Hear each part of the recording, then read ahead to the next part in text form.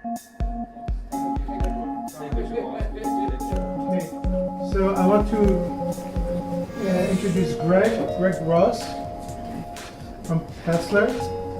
So he's responsible for technical pre-sales and system engineering at Paessler, PRTG network monitor with a focus on system architecture, scalability, performance, installation, and support.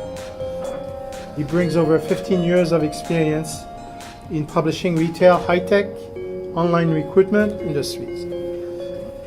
He was previously at EMC, Monster Worldwide, and Brookstone. And Thank you, Mark. I'll let you give you the And thank you to Steve. Not sure where he went, but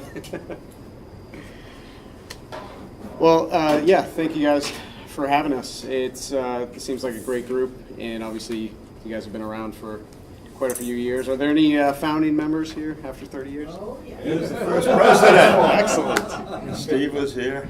And Wow. I think I was at the very first meeting, first or second meeting. Yep. Beautiful. Well, that's great.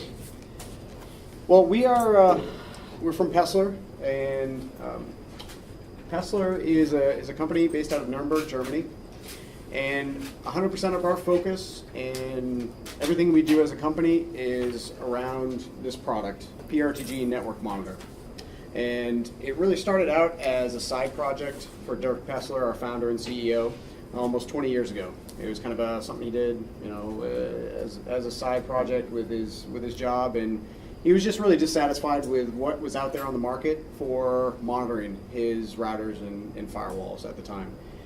And from that, he eventually created a shareware, and in 2003 sold his first license. And since then, we've grown to be a global company with over 160 employees throughout the world, with over 150,000 installations active throughout the world.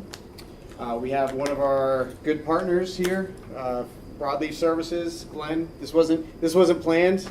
It was just very fortuitous, I guess you could say. So I don't know if Glenn could speak to his experience at any point, but happy to have anyone's feedback. Please stop me at any time when you have questions or anything you'd like to get into in more detail. I think there's a number of ways we could kind of take this. I think there's some hot topics in the industry, like IT security as it relates to monitoring. We could talk about hybrid cloud.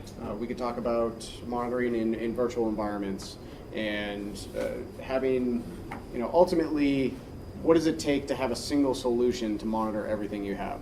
What we find with many of our customers is they end up having 2, 3, 4 different solutions or methods for monitoring something. They may have a Cisco solution, they may have an HP solution, they may use Dell for this, and they may use Nagios or Cacti or some open source solution to do up-down or to do website monitoring.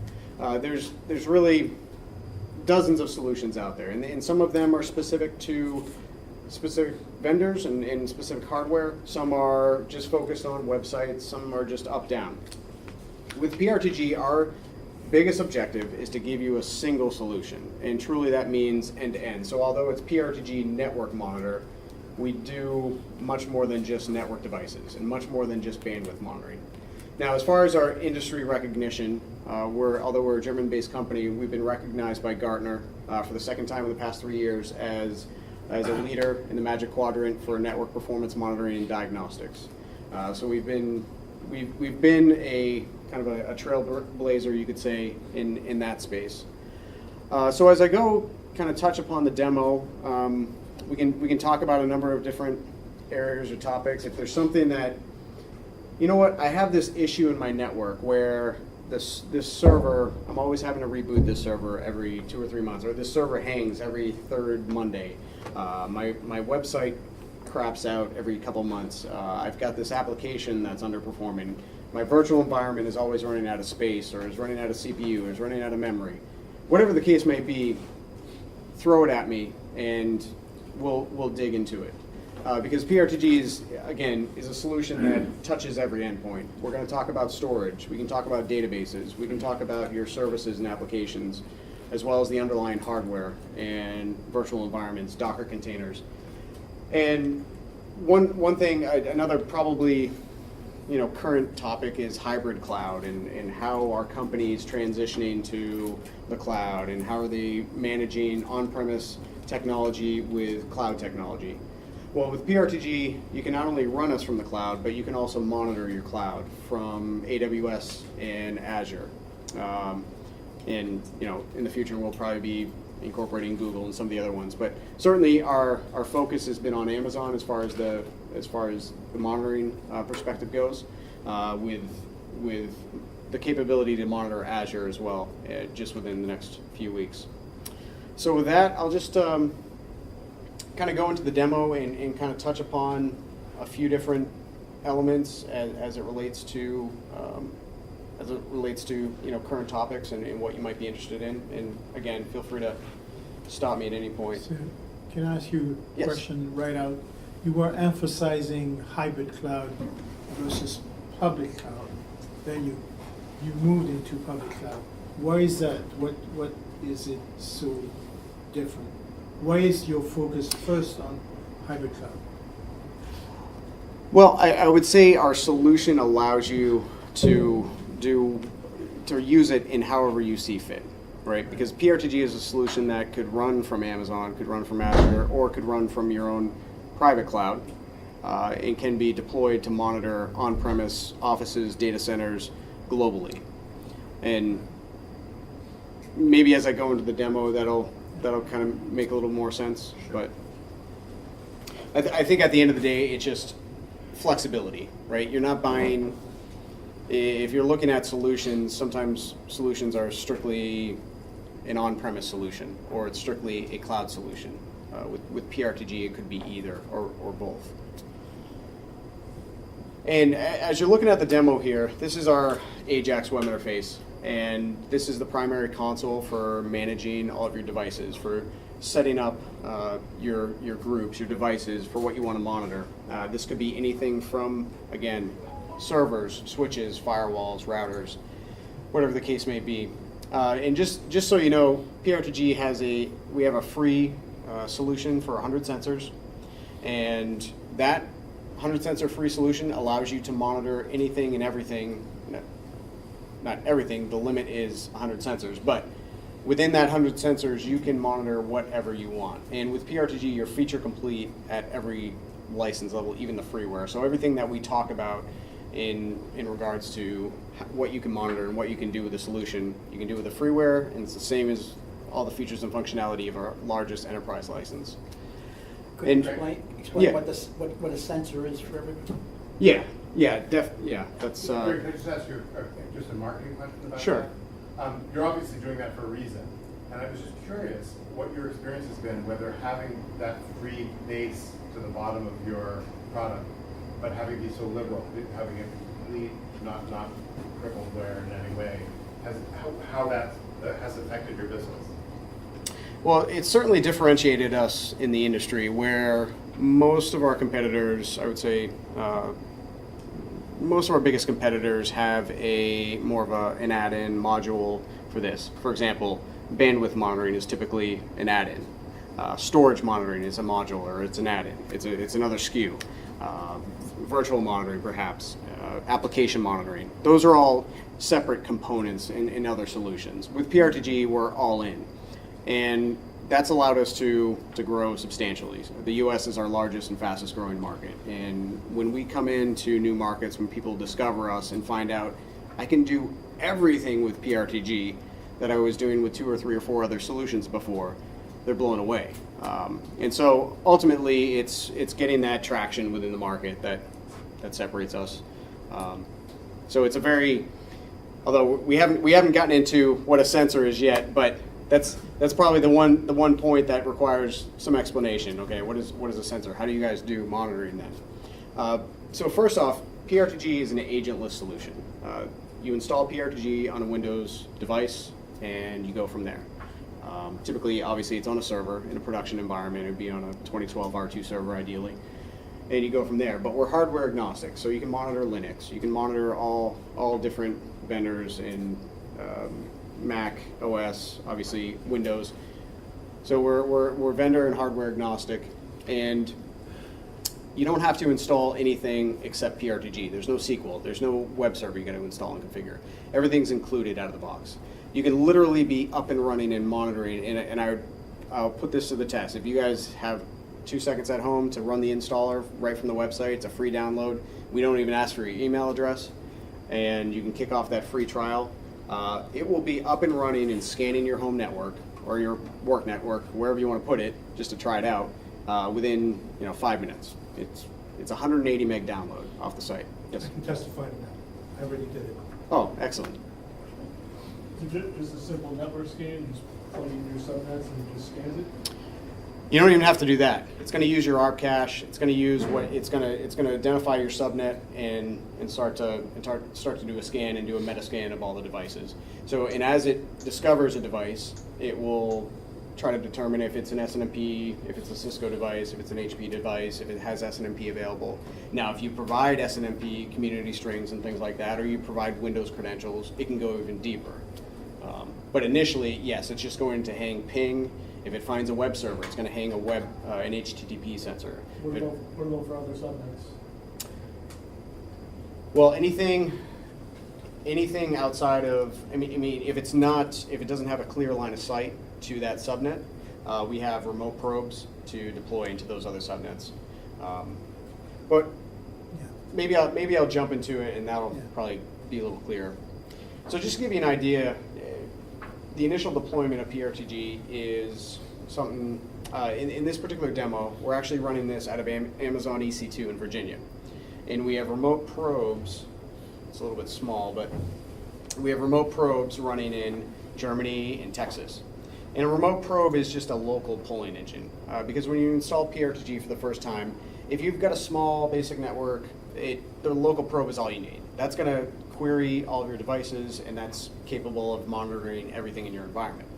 If you have other branch offices, other data centers, whether it's global or relatively local geographically, remote probes provide that polling collection within that local data center or that local network, that subnet, what have you, and it sends that monitoring data securely back to the core server.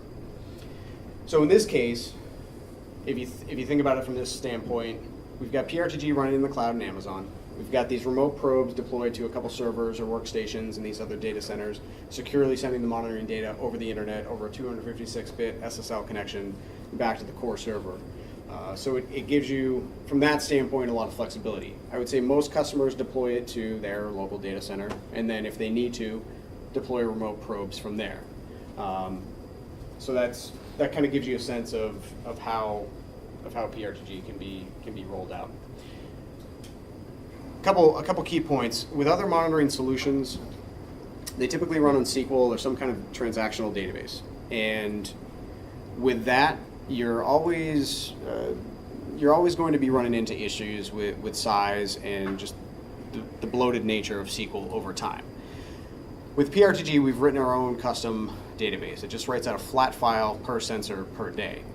And what that's allowed us to do is scale PRTG to make it faster, more efficient, to make it easier for migrations, backups, but more importantly, you can save years worth of monitoring data if you wanted to. So if you wanted to look at historical values from years ago, and at this point I'll just kind of hop into a couple sensors here. So again, just real quickly, a sensor is just any one aspect or element of a device. It could be ping, CPU, memory, disk free space, could be an HTTP sensor, could be a VMware sensor, could be SNMP traffic, could be Windows network card. Each element that you want to monitor would be a sensor. Now on average, we say 5 to 10 sensors per device is typically what you're gonna need. 5 being very, very conservative. 10 is probably more of a conservative number. That kind of gives you an idea of what you might need if you were to deploy PRTG across your environment. Yes, sir. So let me just ask Yeah. a kind of a question to focus on a core need. Let's say I have a small business with multi-servers, and my interest in obviously is monitoring things on both of those servers, CPU utilization, free memory, disk space, that kind of thing. Is that something you can do out of the box? Yes. How does that, so you install this on one server, I'm assuming, or on a workstation even. Correct. How does it pass the security barrier to look at free space, for instance? Well, it depends on the sensor you use. So let's take your example. If I'm That's, monitoring, I think, a practical example for a lot of people in this room. That's why I'm asking. yeah, in that absolutely. way. I mean, okay, so I'm looking at my probe device, which is my PRTG server, and I'm monitoring. I'm pinging it. I'm monitoring the page file. I'm monitoring disk free space. I'm monitoring memory and CPU load. Kind of a standard server, right? Now, each one of these sensors are configured with the protocols that are necessary. Obviously, ping is just an ICMP packet. Pretty straightforward. Now, when we get into things like page file, that's a Windows function, that's a Windows element, so that's using WMI, it's using RPC and Windows registry to hook into that. Now, what's required in that scenario is obviously Windows credentials. It needs to have read-only access to be able to pull those metrics back. Because ultimately what a sensor is doing is giving you relevant metrics. Now, we typically start with ping just because it's the easiest and the most common thing that everyone understands. In the example of a ping sensor, we're pulling back 4 channels, 4 metrics: ping time, maximum, minimum, and packet loss inside of one sensor. Now, it's important to note at this point that every channel can have its own limits, can be configured for upper error limits, lower warning and error limits. So, for example, if I have a device where I know the ping time should never go above X, and in this case I've got it set to 100 milliseconds or 50 milliseconds. Let's say I want to set it to 100 milliseconds, and so I've established a threshold for what I consider to be a warning or an error for ping time on this device. And now the next step is obviously, do I want a notification for that?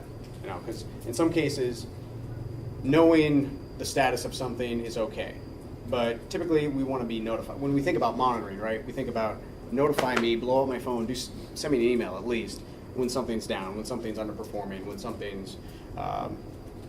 something has a capacity issue. Now, going back to your example with a server, so we've got disk free space. This particular one is using WMI. Again, the advantage within a Windows environment, the WMI free disk space sensor is nice because if you had 8 or 10 or 12 disks, it would show it all to you in a single sensor. You could use SNMP though. So you'd use SNMP in your Linux, on your Linux servers, and you could use SNMP on Windows as well to do the same thing. The difference is instead of querying Windows, using those Windows credentials, it would just be doing a simple SNMP get query against that device. Does that make sense? So what if the server is your customer server in a different building, in a different state? yeah. So that would be a perfect scenario for a remote probe. Tell us about that. So the remote probe is just a 32-bit executable. It needs Windows. For the Linux guys, they don't always like to hear that, but it does need Windows to run on it. So But this won't work with the Linux server. you can monitor Linux, but you can't run it on Linux. You can't send a remote probe to a Linux server.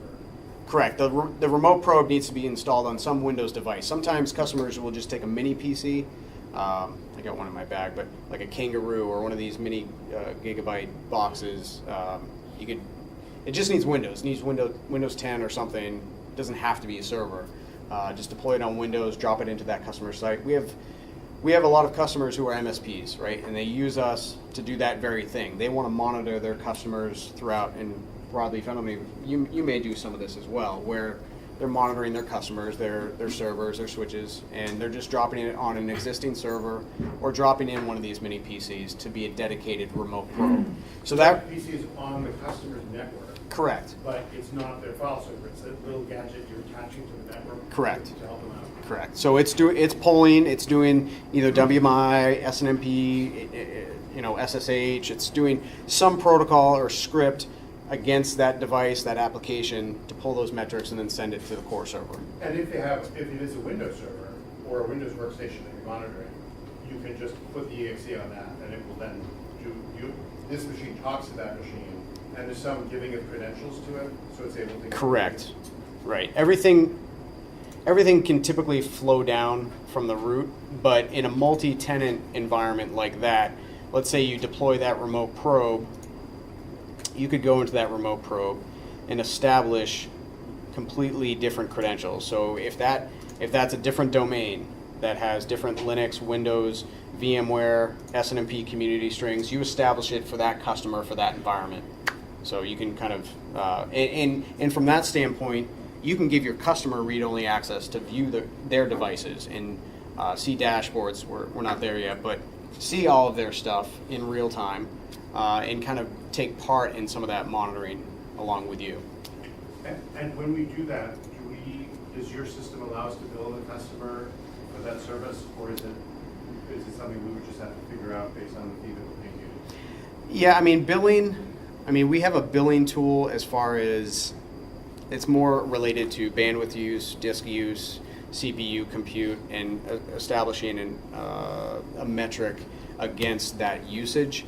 Now, but what you're talking about is customer, so in an MSP model, and maybe Glenn can speak to this, where we give you 50 sensors and it's 50 cents per sensor per month or something. You come out with some reasonable pricing model based upon the sensors so that they can see, okay, I've got 50 sensors, I've got 100 sensors, and I'm paying X for all of those sensors to do all of this monitoring.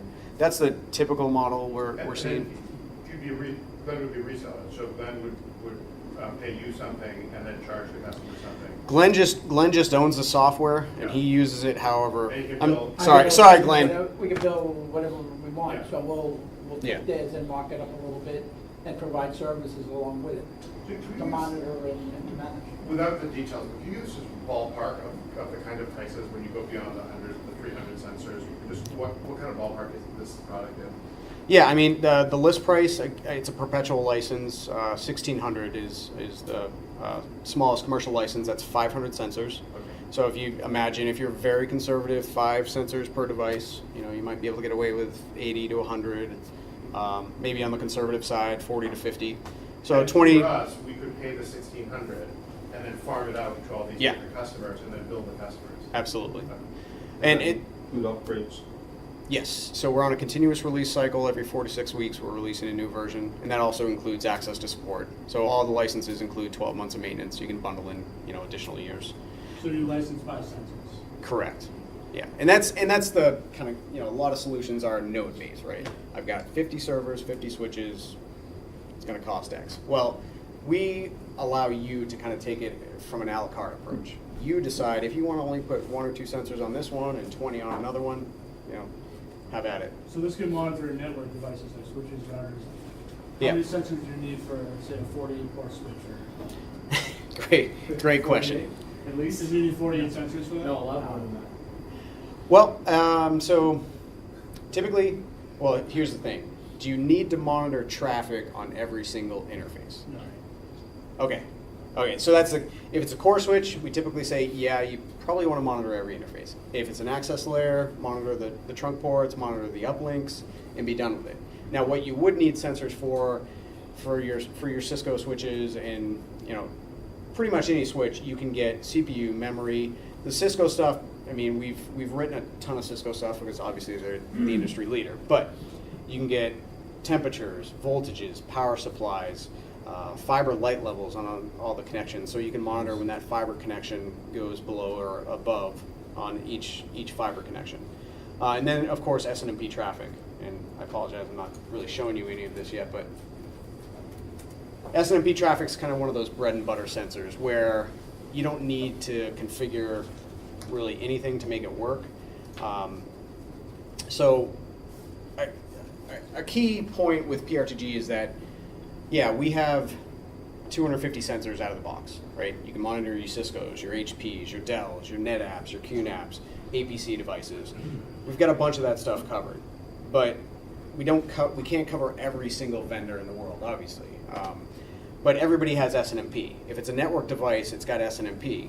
So you can get those enterprise MIBs from, maybe it's a Fortinet, maybe it's a Nimble. Customers will take those MIBs and use our MIB importer to define, I want to monitor CPU, memory, and voltages and temperature levels off that device. So they can go through with the MIB importer and identify the OID values for an SNMP custom sensor, for example.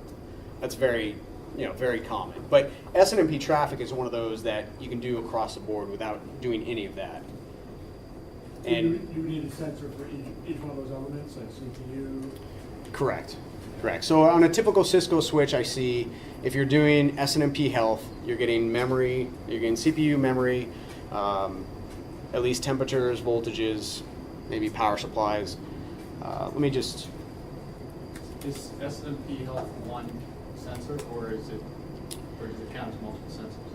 typically, Sorry. it really depends on the device. So let me, you guys HP shops as far as servers, Dell, HP, mixed Dell, UCS? Okay, well, I'll go with, let me just see if I can,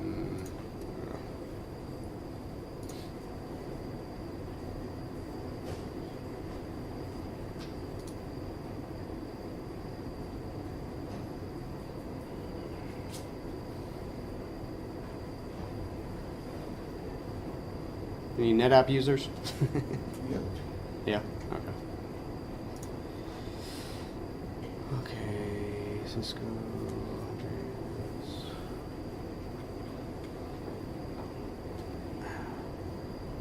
Sorry, I'm trying to give you. Well, let me just give you an idea of an SNMP health sensor. So, and this is pretty consistent across the board with Dell, with UCS, with Cisco UCS servers or Dell PowerEdge ProLiant.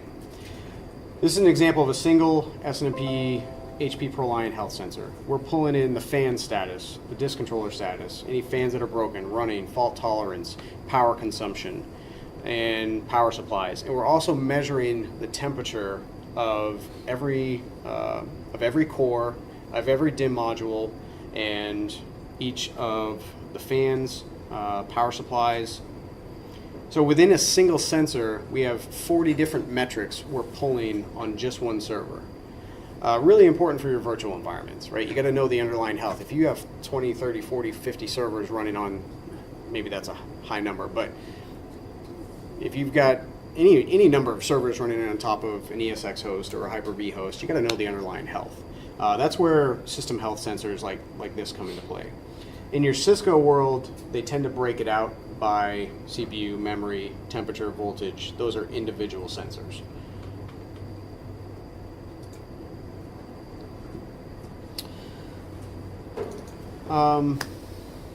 Yeah, actually, you were looking at the Cisco ASA. I'd be curious about how do you monitor the log files and the activity. Okay.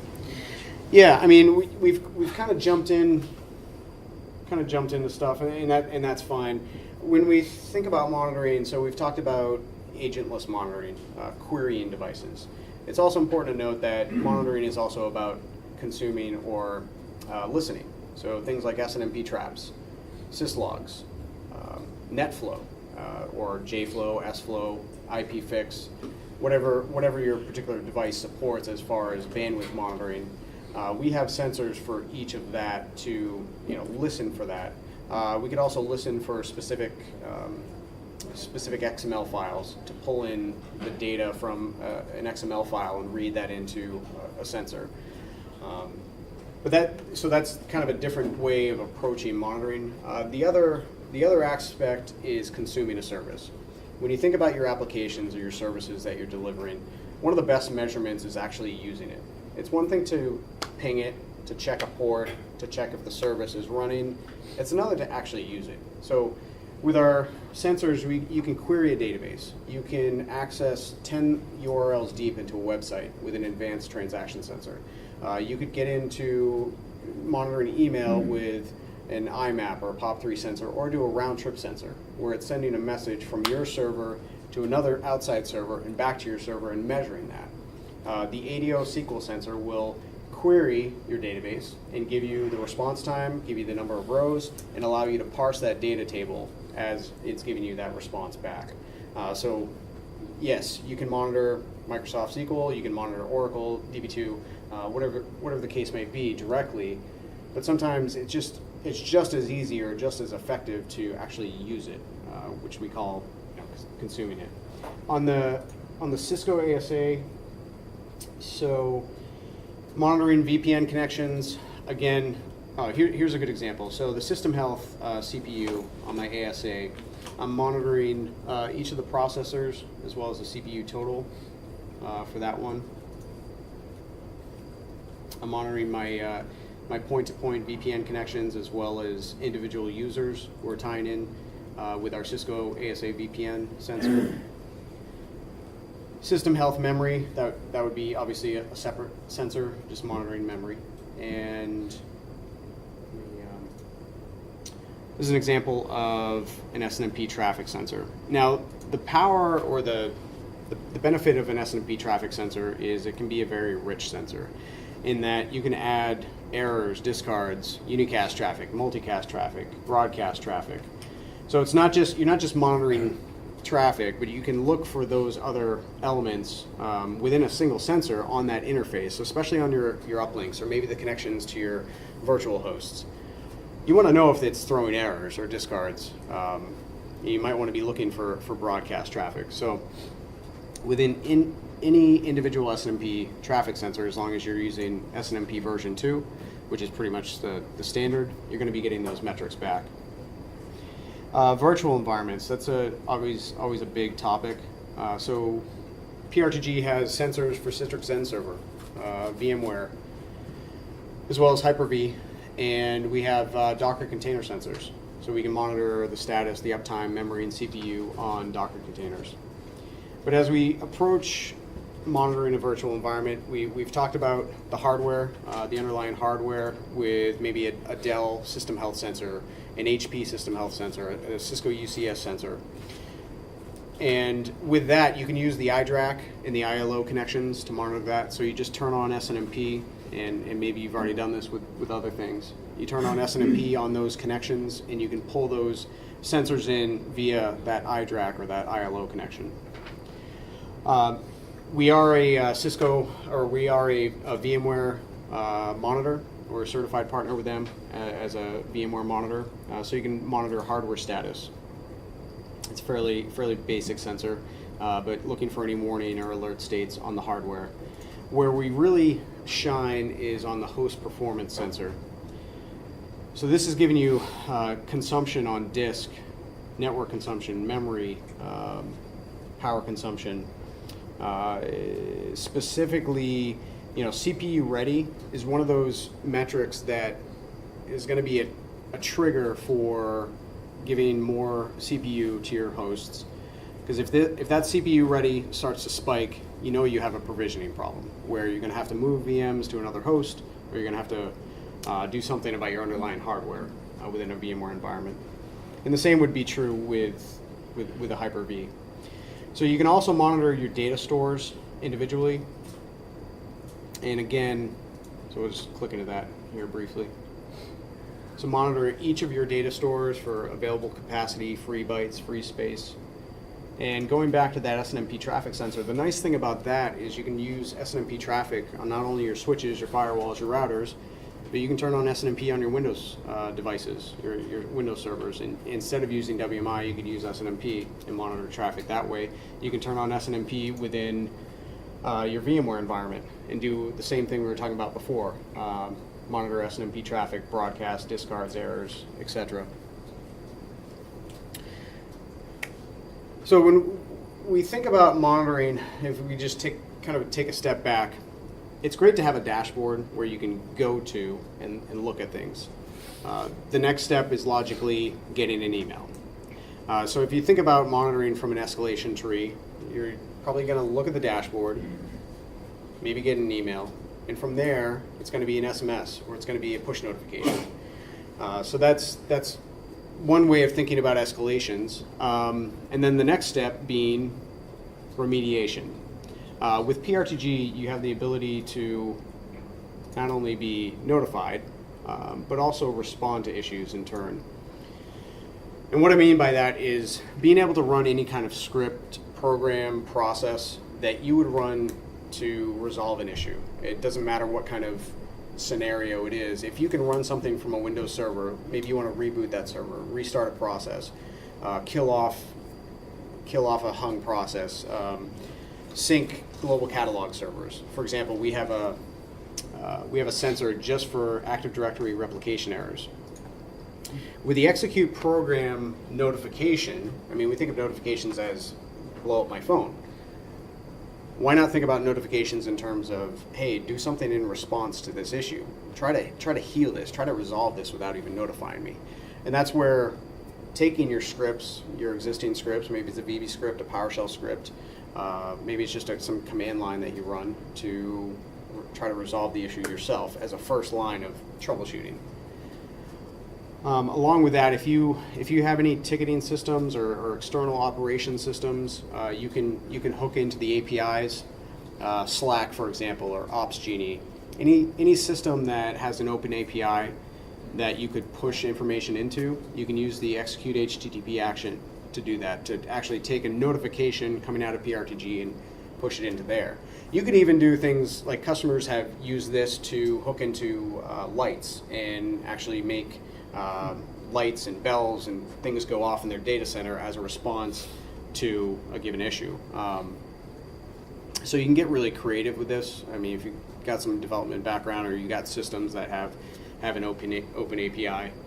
With PRTG, just to give you an idea, we also have our own API where customers have used the API to pull out their own historic data for reporting. They've used the API to push in their own maps and devices. We work with a company that does layer 2 discovery, and part of their layer 2 discovery is just building out those spider maps. Now the nice thing is that they've used our API to then push those spider maps right into PRTG. So it kind of takes a lot of the workload off of you. I'll just show you a couple dashboards because this is really where PRTG tends to shine, is that you take all of this monitoring that you're doing and then pushing it into a syndicated web page. It may be a public web page, maybe something simple like this one, where you're just seeing up-downs on all your key applications and services. This is an example of the business process sensor. The business process sensor is basically take all of my key devices that are supporting this service or this application. Maybe you've got a web application, you've got a web shop, and that's depending upon a firewall, it's depending upon a web server, a database, a load balancer perhaps, and maybe a core switch. Whatever the case may be, you may be monitoring that in PRTG, but it'd be nice to roll all of that up into a single sensor, and that's what the business process sensor does. This is just an example of how you could present that then to management, to users, to customers, saying, hey, everything's up, or maybe not, depending upon the category of the service or application. Can I ask a question? Yeah.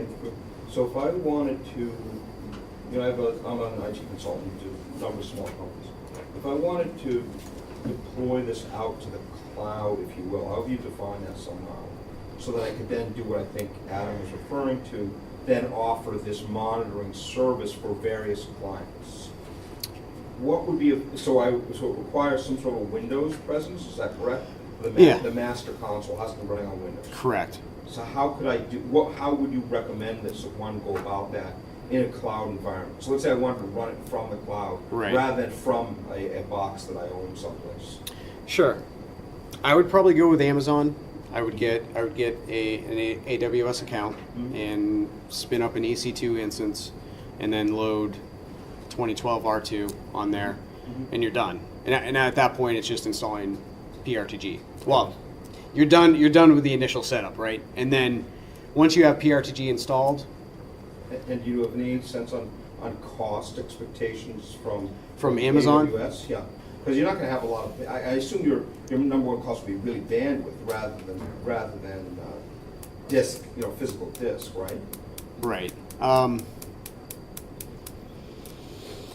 I can get that for you. I mean, because what you're looking at here is running in EC2, right, sure. And we've got about. That just seems like a really interesting solution to me. It's something that I can do as a value add to my clients, and say for them, for X amount of dollars per month, I'll drop this, like you said, this machine on your network, and it will then monitor everything on your network, and if there's any problems, it'll alert me, and then I'll be able to know exactly what's going on and help you better. I mean, and for this amount of money per month, what do you think?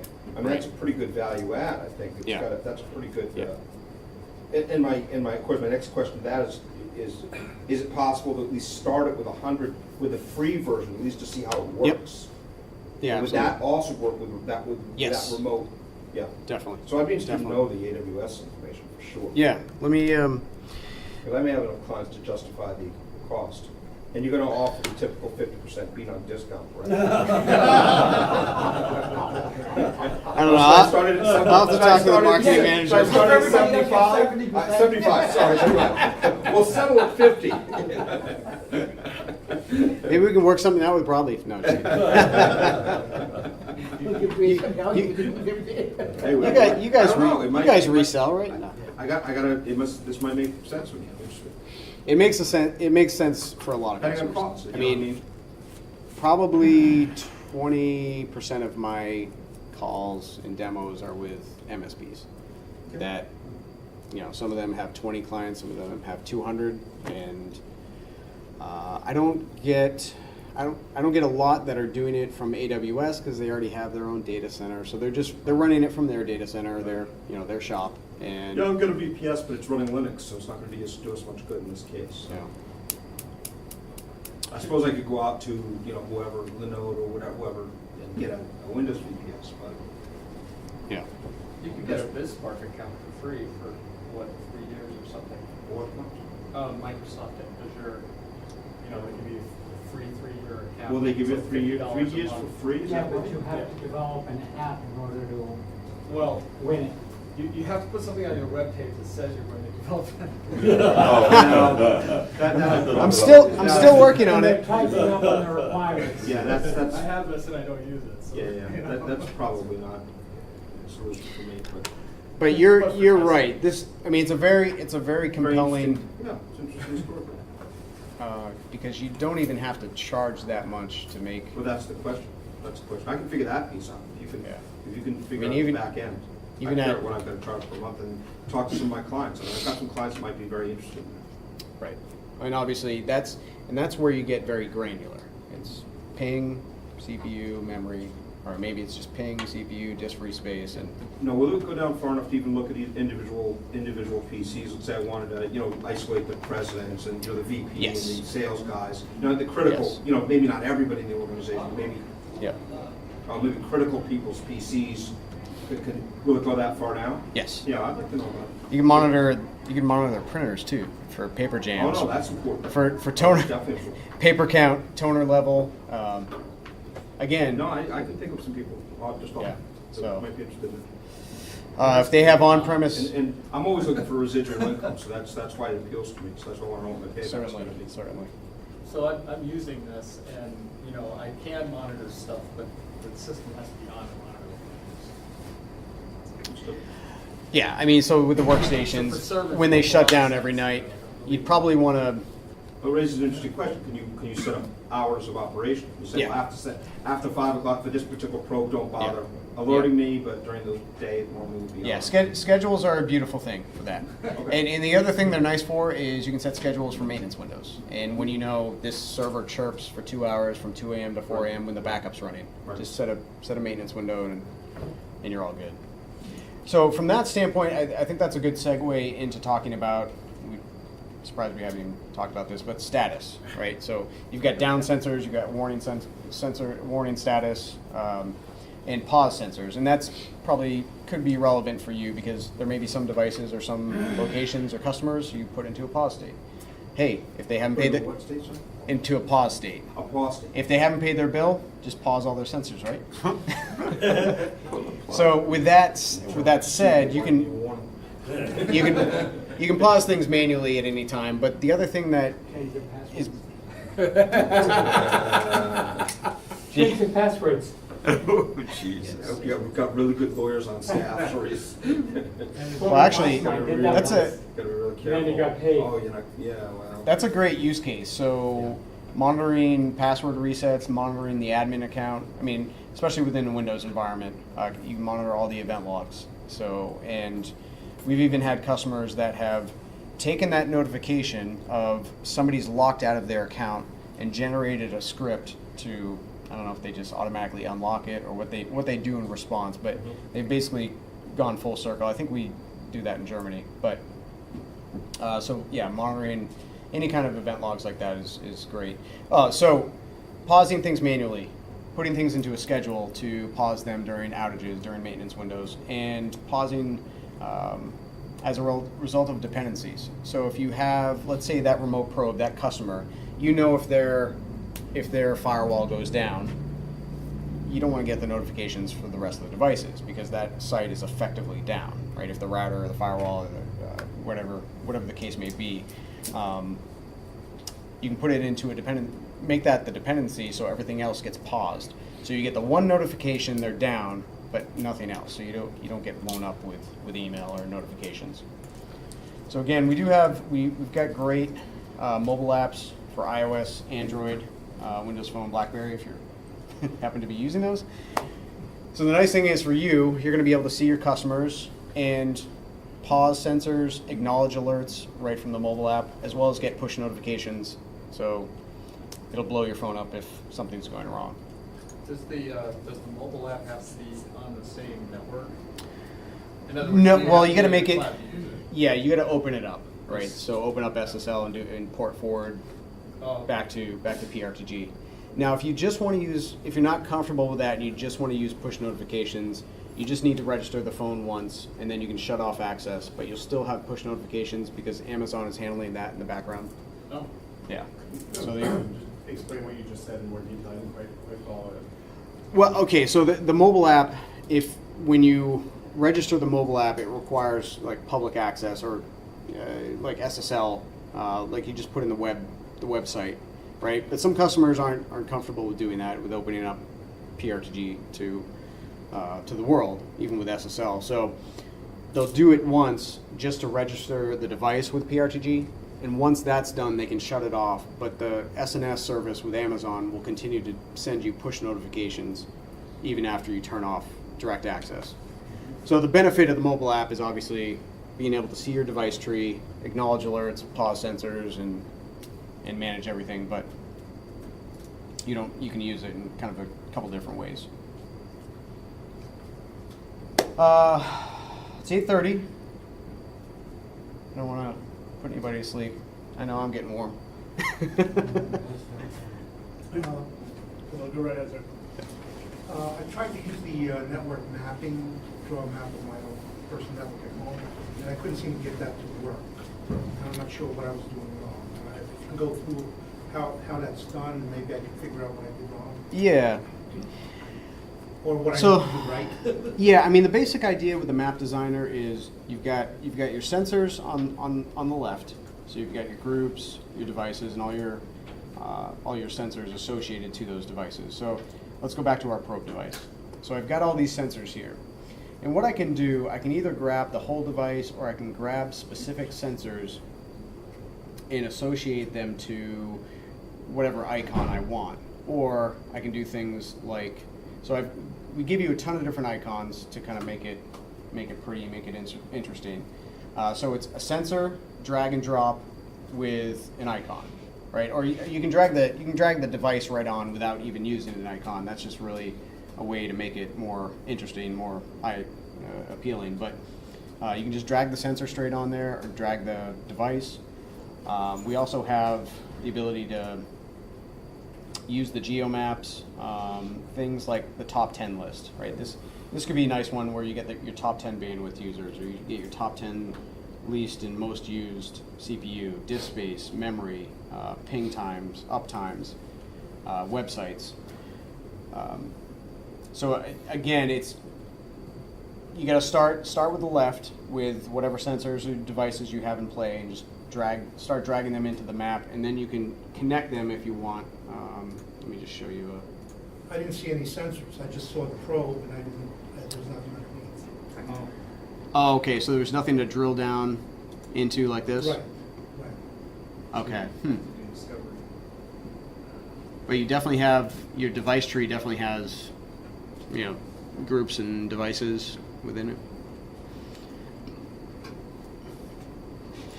Are you using the enterprise console like this? Yes. Okay. And you're seeing. I just had the probe and I didn't see anything underneath it. Didn't open up to anything. Oh, really? So I didn't do, maybe I didn't do a discovery, or I was trying to do discovery, I couldn't see anything else, so. Okay. Well, I'm happy to hop on a call with you if you want some time. Yeah. Just. I have trouble turning Discovery off, so that's the opposite. Well, problem. yeah. There's that too.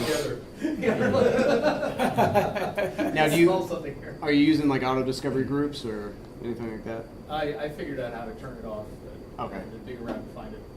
Can we see what a map looks like? Yeah. So yeah, the one I was just gonna pull up for, I don't have your name, but this is kind of a basic. This is a real basic network diagram, but the idea here is this is a high level location, right? So we're monitoring the local probe, we're monitoring the remote probe in Germany. And by that, we're monitoring everything there. So we know at that site, I've got 2 down sensors, and I've got 19 warnings and 2 unusual. My remote probe in Texas here, I've got 1 sensor in an error state. So that, again, this is really high level. Is this live? Yes.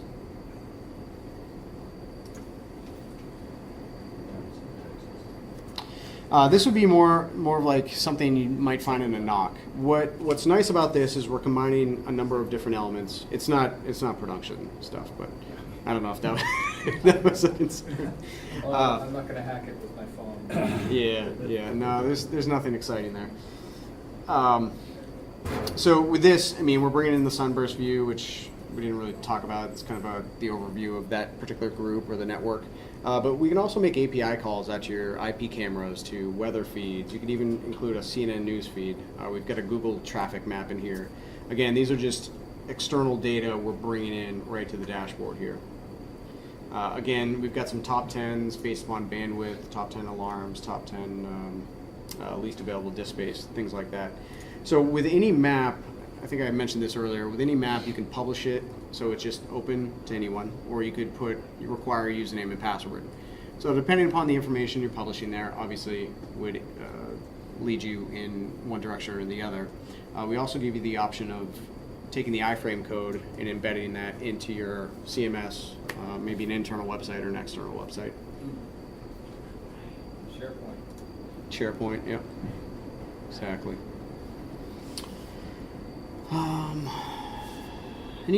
Anything else I could touch upon? Or? So you guys doing any sort of like NetFlow? Yeah.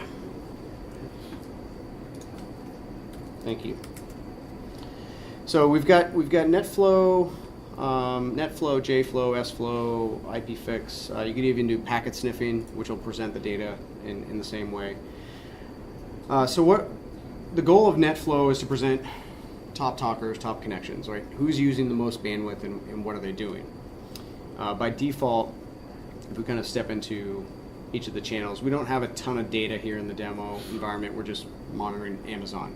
But at any rate, we're able to see the source and destination IP by the total bandwidth, so it's always going to sort the highest bandwidth users to the top, of course.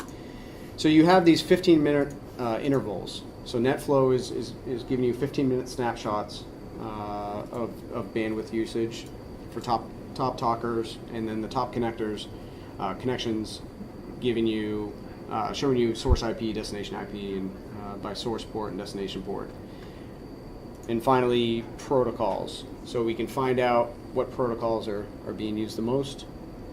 And all of this is customizable. So you could build if you're familiar with Wireshark, you can build your own channels. Yeah, just kind of give you an idea there. You can build your own channels focusing on a specific protocol, so you could define those with the source and destination port. So if you want to expand upon the default set of protocols, which is only the 10 or 12 most common ones, you can build upon that. And you could even build your own channels, focus on specific subnets or IP addresses. Now, just a bunch of additional sensors for NetFlow? Just be one. Just be one? You could aggregate, so for example, if you had NetFlow for 5 or 6 different firewalls and you wanted to aggregate it all to a single sensor, you could do it that way. So you have one net flow sensor collecting the flows for all of those devices, or you break it out one sensor per device, which I think is probably more typical. So you have one net flow sensor per device. On every like server and No, just on the switches or firewalls. switches and firewalls. Sorry. Yeah, so because net flow, yeah. Um, What, SonicWALL? SonicWALL? Yes. Yeah, we have SonicWALL system health sensor, SNMP traffic again, syslogs, SNMP traps.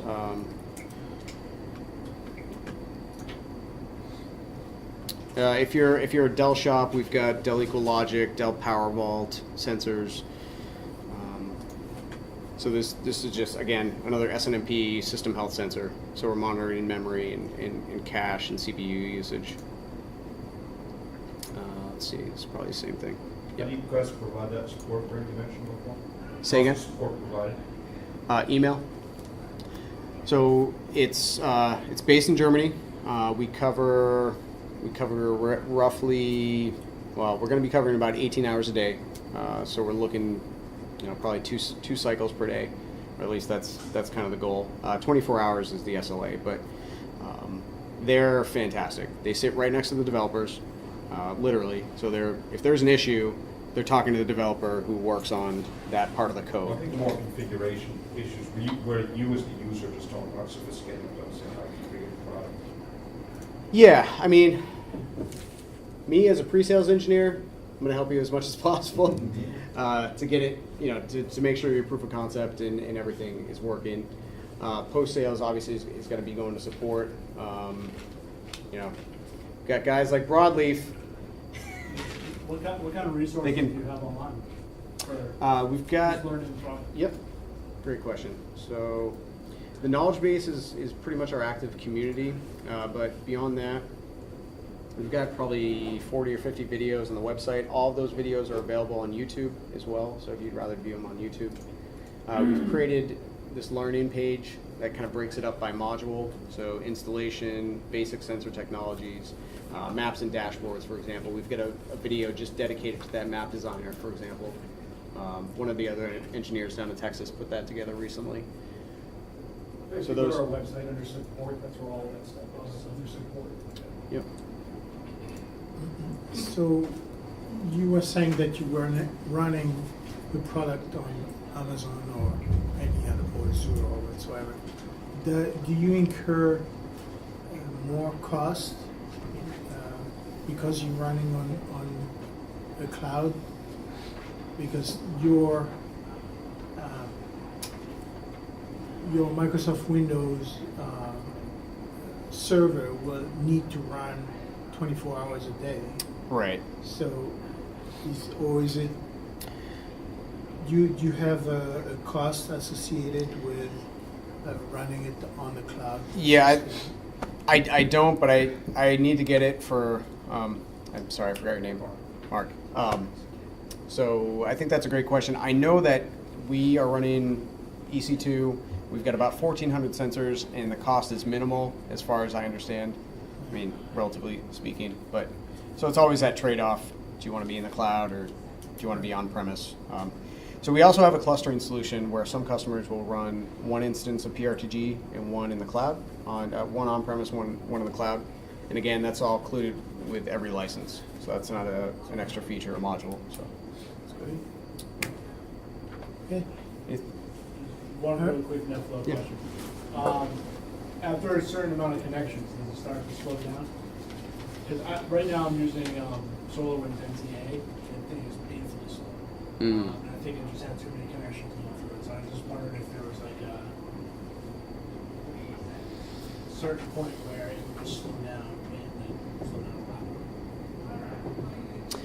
lot. You're talking a single device, you have NetFlow, Yeah. you're pulling NetFlow off of, Correct. and you're getting 15-minute intervals on that, or?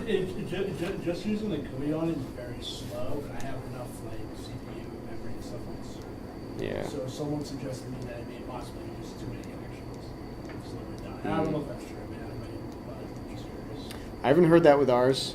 I mean, yeah, SolarWinds has has a ton of products and they do a lot of things really well. But I have heard they're a little clunky. Not to speak bad, but I mean, they do a ton of things that we don't do. And I'd be the first to admit, so.